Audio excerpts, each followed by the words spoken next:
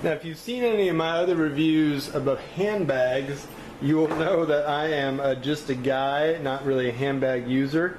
But for some reason, actually over a year ago, I started doing handbag reviews and people asking me to review their handbags just because I like to look at things in terms of how well they're made, and I don't really have a dog in the race when it comes to a handbag, but instead I just talk about the construction. Alright, so I'm just going to kind of walk through this bag. It's obviously kind of a glammy bag. It is a little bit, to my eye, between gold and silver. It's not really a clear gold or a clear silver.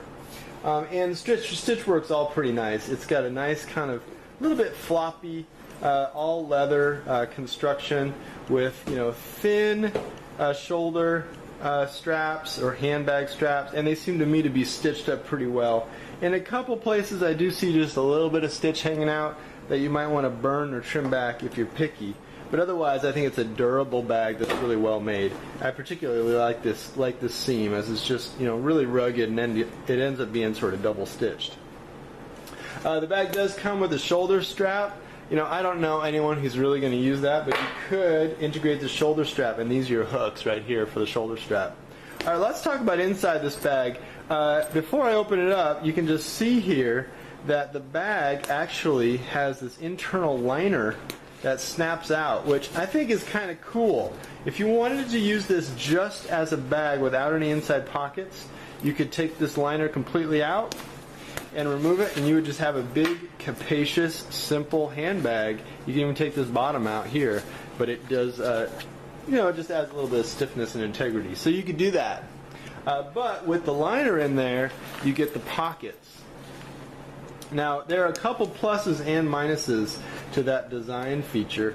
The plus, obviously, is the versatility of the bag. You've got the option of it just being a big, capacious bag or having this inner liner.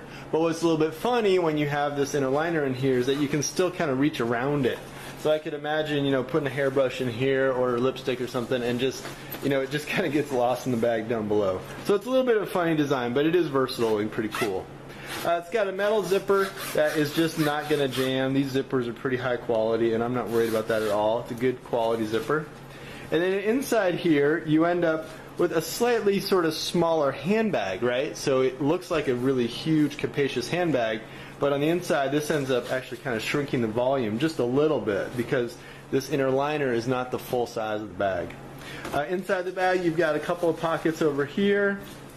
You've got a zipper pocket here, which is a nice sort of security pocket right there, which is good size. You could definitely put wallets and phones and everything else in there. And then you've got the rest of this guy, which is pretty good size. You've got a pretty big inner pocket right there. So that's just an overview of the bag. I think it's got a nice style to it, but really if you're shopping for a handbag, I think you're thinking about how it looks, and I think it looks pretty good. It has a nice kind of loose style to it, and then obviously the functionality of the inside is such that you have a couple of options, and you just got to think if that's the kind of bag you want. Now, if you've seen any of my other reviews about handbags, you will know that I am just a guy, not really a handbag user, but for some reason, actually over a year ago, I started doing handbag reviews and people asking me to review their handbags just because I like to look at things in terms of how well they're made, and I don't really have